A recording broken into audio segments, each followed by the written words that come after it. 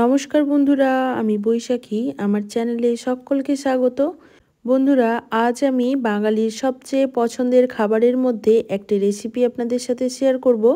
বন্ধুরা, আজ আমি বানাবো ঝিঙে আলু পোস্ত নিরামিষভাবে। তো চলুন ভিডিওটা শুরু করি। এখানে আমি ঝিঙে নিয়ে নিয়েছি, ওই 700 গ্রাম মতো ঝিঙে হবে। ঝিঙেটা আমি খুব ভালোভাবে খোসা ছাড়িয়ে পরিষ্কার করে কেটে নেব। আর এই দিকে দেখুন বন্ধুরা, আমি 5 থেকে 6 চামচ মতো পোস্তদানা নিয়েছি। পোস্তদানাটাও বেটে একটা স্মুথ পেস্ট তৈরি করে নিতে হবে। আর কয়েকটা আলু দেব। তাহলে ঝিঙে আলু পোস্তটা চলুন বানানো শুরু করি। বন্ধুরা, আজকের পুরো রান্নাটা কিন্তু আমি সর্ষের তেল দিয়ে করব। তার জন্য প্রথমে একটা কড়াই খুব ভালোভাবে গরম করে তাতে পরিমাণ মতো সরিষার তেল দিয়ে দিয়েছি। এখন আমি দিয়ে দিলাম হাফ চামচ মতো কালো জিরে ফোড়ন হিসাবে, আর দেব 2টি চেরা কাঁচা লঙ্কা। এবার ফোড়নটা একটু 30 সেকেন্ড মতো ভেজে নেব। তারপর এর মধ্যে আমি আলুগুলো অ্যাড করে দেব।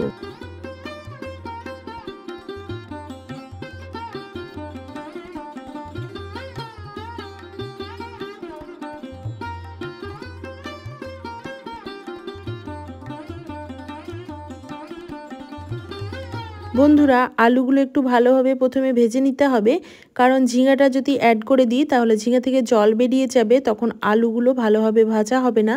তাই প্রথমে আলুগুলো একটু লাল লাল করে ভেজে নেব।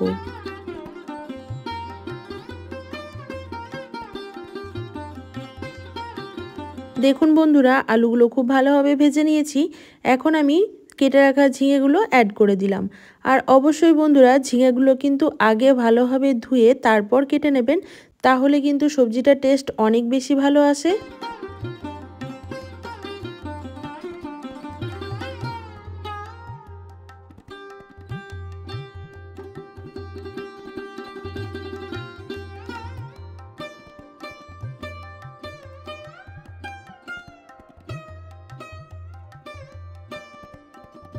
ঝিঙাগুলো দিয়ে কিন্তু আমি একটু ভালোভাবে ভেজে নিয়েছি। এবার আমি এর মধ্যে লবণ দিয়ে দেব পরিমাণ মতো।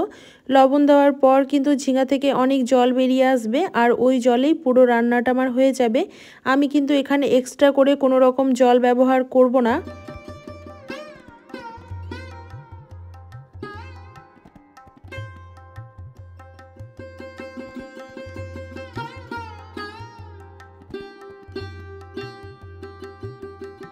এবার একটু ঢাকা চাপা দিয়ে রান্নাটা করব, তাহলে সমস্ত কিছু ভালোভাবে সেদ্ধ হয়ে যাবে খুব তাড়াতাড়ি।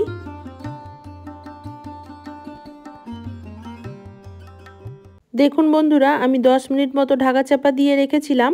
মাঝে একবার খুলে ভালোভাবে নাড়িয়ে সব কিছু মিশিয়ে নিয়েছি। আর এখন দেখুন ঝিঙা আর আলুটা খুব ভালোভাবে সেদ্ধ হয়ে গেছে, কালারটা অনেকটা চেঞ্জ হয়ে গেছে। এবার আমি এর মধ্যে পোস্ত বাটাটা অ্যাড করে দেব।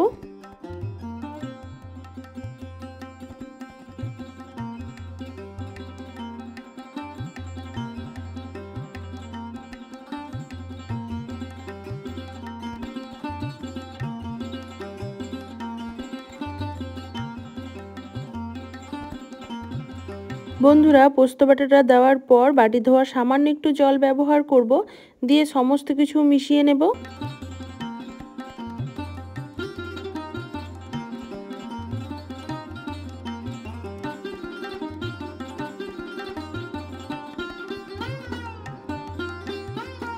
বন্ধুরা, এই রান্নাটা কিন্তু খুবই সহজ আর খেতে কিন্তু দারুণ টেস্টি হয়। এক্সট্রা করে কোনো মশলা ব্যবহার করার দরকার পড়ে না। শুধুমাত্র পোস্ত বাটা দিয়ে এই রান্নাটা খুব টেস্টিভাবেই তৈরি হয়ে যায়।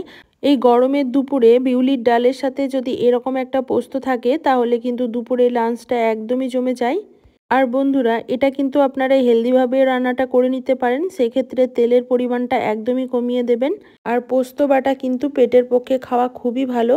আমার রান্নাটা প্রায় হয়ে এসেছে। শেষে সামান্য সরিষার তেল দিয়ে আমি ঢাকা চাপা দিয়ে রেখে দেব 10 মিনিট মতো স্ট্যান্ডিং টাইমে।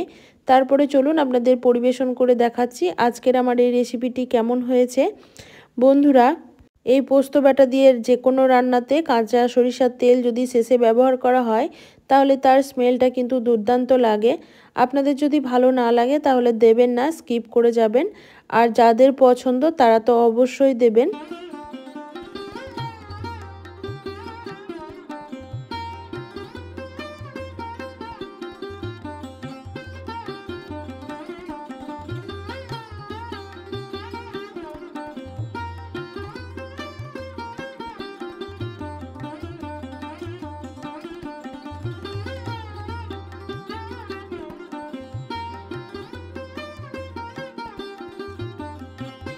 বন্ধুরা এই গরমের দুপুরে ডাল ভাতের সাথে এরকম যদি একটা ঝিঙে আলু পোস্ত রেসিপি থাকে তাহলে কিন্তু দুর্দান্ত লাগে। আজকের ভিডিওটি আপনাদের কেমন লাগলো বন্ধুরা অবশ্যই একটা কমেন্ট করে জানাবেন। ভালো লাগলে একটা লাইক দেবেন, পারলে বন্ধুবান্ধবীর সাথে একটা শেয়ার করতে পারেন। আর আমার চ্যানেলে নতুন বন্ধু হয়ে থাকলে অবশ্যই চ্যানেলটা সাবস্ক্রাইব করে পাশে থাকবেন। সবাই ভালো থাকবেন, সুস্থ থাকবেন। আবারও দেখা হবে নেক্সট কোনো ব্লগ বা ভিডিওর সাথে। আজকের মতো এই পর্যন্তই, টাটা।